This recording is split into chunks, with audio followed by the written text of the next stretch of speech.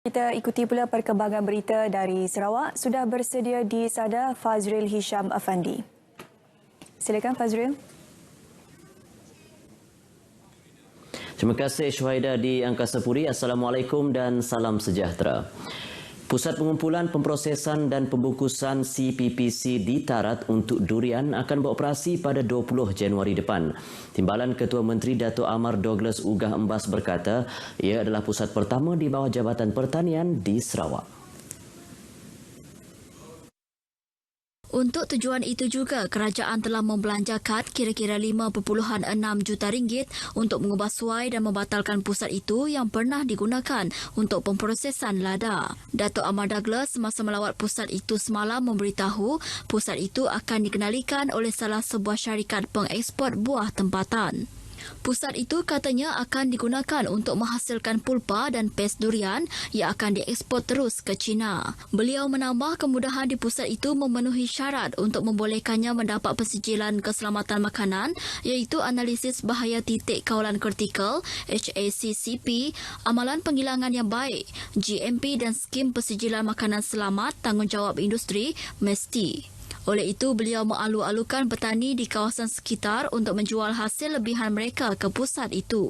Beliau berkata pusat serupa iaitu di Simpang Layar di Betong kini sedang dibangunkan. Sarawak tahun ini telah menjual 100 tan pes durian ke China dan mensasarkan untuk meningkatkan kuantitinya sekali ganda pada musim buah akan datang. Sementara itu, Timbalan Ketua Menteri Dato' Amar Douglas Ugah Embas telah menerima kunjungan hormat daripada Timbalan Duta Besar Kedutaan Republik Kazakhstan ke Malaysia yang terutama Samad Zanabe pagi tadi di Wisma Bapa Malaysia, Kuching. Dalam kunjungan hormat itu, Samad Zanabe mengalu-alukan lebih ramai pelabur dari negeri ini untuk melabur dalam pembangunan infrastruktur dan pertanian dan industri minyak dan gas di Kazakhstan. Beliau berkata negara itu mempunyai populasi 18 juta orang dan menghasilkan banyak produk pertanian. Di samping itu, ujarnya Kazakhstan juga sedang mencari calon yang sesuai untuk menjadi konsulat kehormat di negeri ini. Sehubungan itu, mereka yang berminat boleh menghubungi pejabat kedutaan Kazakhstan di Kuala Lumpur untuk maklumat lanjut. Sementara itu, Dato' Amar Douglas memberitahu bahawa Sarawak sedang dalam usaha mengubah sektor pertaniannya selain mencari pemindahan teknologi untuk sektor penternakan. Kementerian Perdagangan Dalam Negeri dan Hal Ehwal Pengguna KPDN HEP Sarawak akan terus melaksanakan pemantauan di bawah OP Catut 6.0 ekoran pelaksanaan program subsidi petrol PSP yang berkuat kuasa 1 Januari nanti walaupun Sarawak tidak melaksanakan program tersebut. Ketua Pegawai Penguatkuasaannya Muhammad Hanizam Kecik memberitahu OP Catut 6.0 PSP akan dilaksanakan ke atas semua peringkat perniagaan di seluruh negara merangkumi peringkat pengilang, pemasaran am, pengedar, pemborong dan peruncit dengan memberi tumpuan kepada tindakan terhadap ketidakpatuhan ke atas undang-undang yang dikuatkuasakan oleh Kementerian ke atas rantaian pembekalan dan pengedaran barangan. Tambahnya, penguatkuasaan ini mengambil kira 6 kategori barangan iaitu barangan makanan dan minuman, barangan isi rumah, tekstil, perabot, kasut dan barangan elektrik.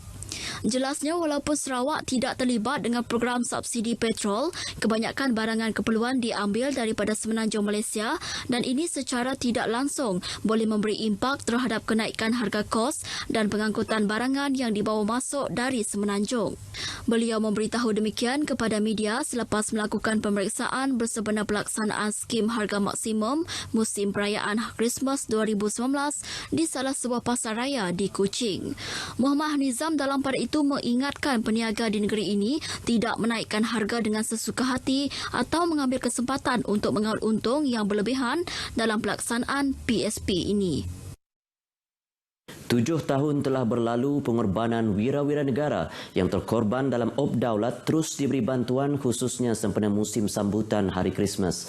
Bantuan berupa sumbangan RM6,135 hasil dari kutipan tabung OP Daulat Pemasaran Pertanian Persekutuan Fama menerusi Polis Diraja Malaysia diserahkan kepada Balu Mendiang ASP Michael Padil antara yang terkorban dalam pertempuran di Lahad Datu dan Semporna, Sabah. Sumbangan disampaikan oleh Timbalan Pesuruhjaya Polis Sarawak Dr. Dev Kumar kepada Balu Mendiang ASP Michael iaitu Jabah Mingku Vun di kediaman beliau di Kota Semerahan. Hadir sama pada majlis penyerahan berkenaan penolong pengarah pengurusan kebajikan Bukit Aman Nur Syikin Abdul Razak. Datuk Dev Kumar ditemui pemberita memberitahu bantuan tersebut hasil kutipan Fama di pasar-pasar tani untuk sumbangan kepada keluarga anggota yang terkorban dan berterima kasih kepada masyarakat kerana membantu menjayakan tabung kutipan Ops Darlat yang dilancarkan oleh Fama pada tahun 2013. Sementara itu, Jabah menzahirkan rasa bersyukur dan berterima kasih kepada pihak PDRM dan Fama atas keprihatinan pihaknya. Hari ini saya sangat berterima kasih kepada PDRM, Polis Diraja Malaysia kerana masih prihatin, masih sayang dengan kami waris Ops Daulat Lahad itu. Macam kami masih dihargai dan jasa mendiang suami masih diingati seluruh rakyat Malaysia. Terima kasih banyak atas sumbangan hari ini juga untuk dari Fama. Mendiang ASP Michael Padel yang bertugas di Ibu Pejabat Polis Daerah IPD Sempurna antara 11 insan yang terkorban dalam peristiwa berdarah melibatkan pertempuran dengan pengganas di Lahad Datu dan Sempurna, Sabah. Di Sibu, seramai 5 orang banduan diberi cuti selama 7 hari bersama keluarga sempena Hari Krismas di bawah program pelepasan banduan secara berlesen. Menurut Pengarah Penjara Pusat Sibu, Penolong Komisioner Penjara PKP Azhar Ahmad, program itu merupakan kali pertama ia diadakan di penjara Sibu dan bertujuan untuk merapatkan lagi hubungan kekeluargaan antara keluarga dan penghuni penjara yang telah terpisah. Azhar Ahmad berkata program itu juga diadakan untuk memberi persediaan kepada mereka berhadapan dengan masyarakat dari segi pekerjaan dan kehidupan selepas mereka dibebaskan nanti. Ujarnya program itu tertakluk dalam Seksyen 43 Pelepasan Banduan secara berlesen Akta Penjara Malaysia.